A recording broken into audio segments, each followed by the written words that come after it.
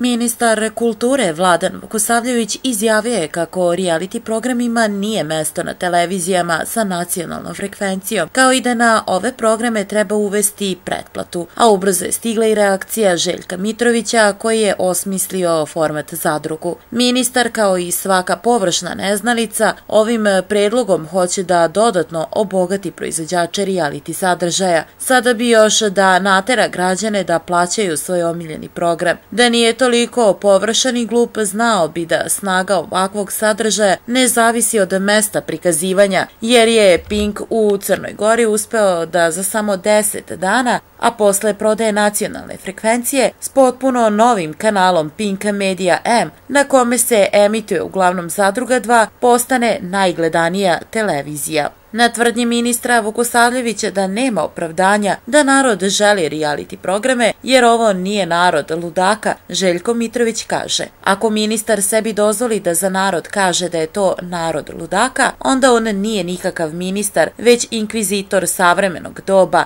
a ja bih rekao i jedan nesolidan čovek.